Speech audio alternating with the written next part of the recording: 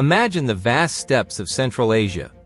Endless horizons, cold winds, and an unforgiving landscape where survival itself is a challenge. It was here, in these harsh conditions, that a man emerged whose name became synonymous with power, terror, and brilliant strategy: Genghis Khan.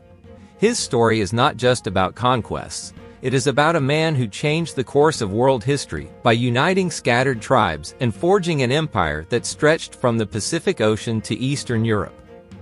Today, we will dive deep into how he achieved this greatness and the legacy he left behind. The story of Genghis Khan begins with his birth around 1162. He was born as Temujin into the Borgigan tribe, one of the many nomadic tribes of Central Asia. His childhood was far from easy. After his father, Yasuge, was treacherously poisoned, Temujin's family was cast out by their tribe. Deprived of tribal support, his mother, Hulun, demonstrated incredible resilience, raising her children under extreme conditions. The family survived by foraging for roots and scavenging. These years of hardship hardened Temujin, and he began to display leadership qualities at an early age. He allied himself with his father's former allies, such as Togrul Khan, and sought ways to regain his family's power. A defining moment came when Temujin was captured by a rival tribe, but managed to escape with the help of allies. This event marked the beginning of his long journey toward power. The young leader started by uniting small groups and gradually building alliances with larger tribes, offering protection, stability, and a clear vision for the future. In the steppes of Central Asia, tribes had lived in fragmentation for centuries. Each tribe fought one another for pastures, resources, and power. Temujin realized that the key to survival and success lay in unity. He began gathering supporters, uniting tribes not through fear, but by promising order, stability, and prosperity. Temujin employed skilled diplomacy. He forged marriage alliances, negotiated treaties, and offered sworn enemies the chance to join him. However, when negotiations failed, he resorted to military strength.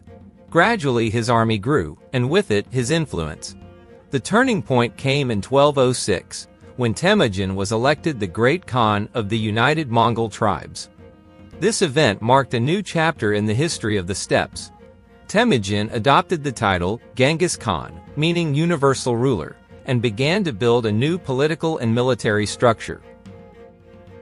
The unification of the tribes laid the foundation for the formation of one of the most effective armies in history.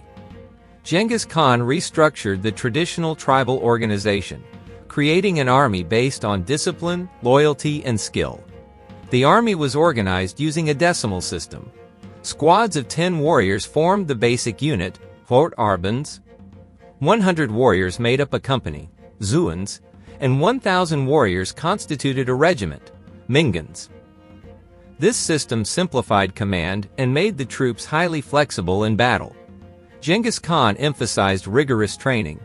His soldiers were not just horsemen, they were expert archers who could shoot accurately even at full gallop. He also imposed strict rules of discipline, with harsh punishments for disobedience. The multi-ethnic composition of the army was one of its strengths. Genghis Khan integrated captured specialists, engineers, craftsmen, and medics into his forces, bolstering his capabilities. He also adopted innovations like siege weaponry, which was borrowed from the Chinese. This army became the tool that enabled Genghis Khan to conquer territories from China to Europe, leaving behind one of the greatest empires in history.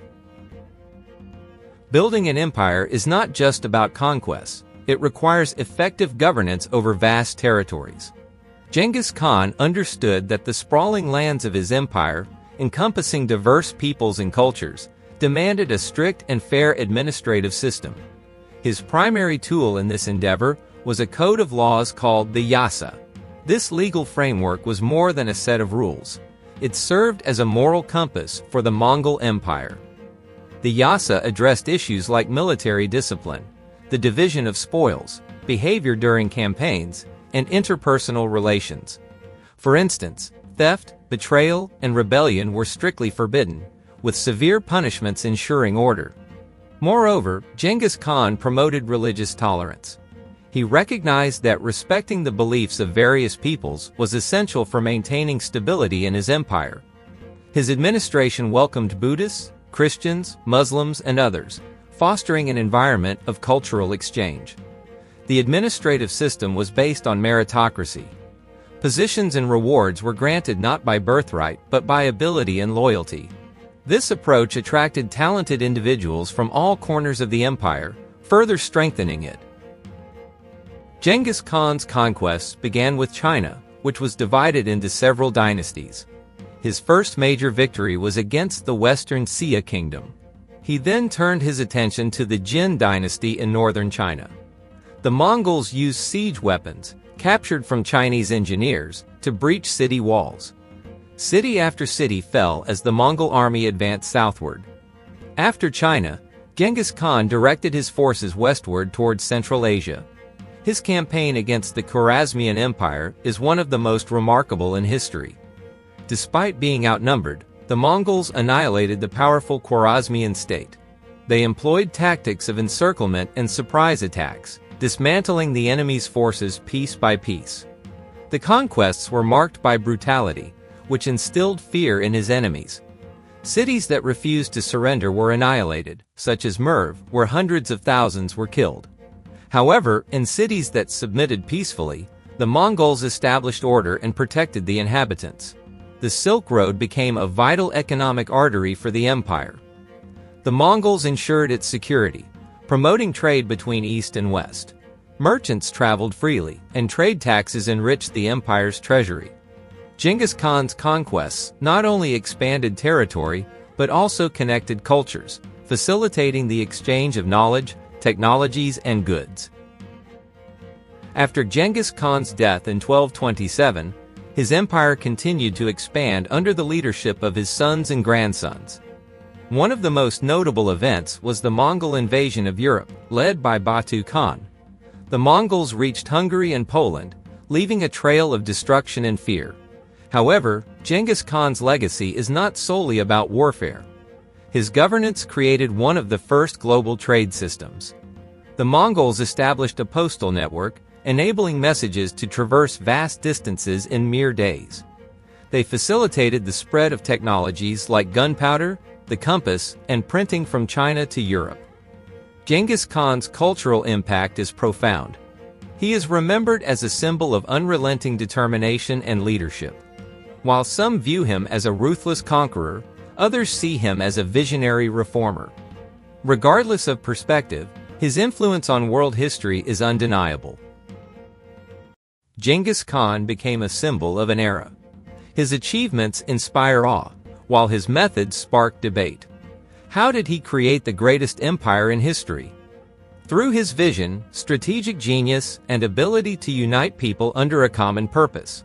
His legacy is a testament to how the strength of a single individual can shape the world. What do you think? Was Genghis Khan a hero or a tyrant? Share your thoughts in the comments. If you enjoyed this story, don't forget to subscribe to our channel and click the bell icon to catch our upcoming videos about great figures of the past. Thank you for watching, and see you next time.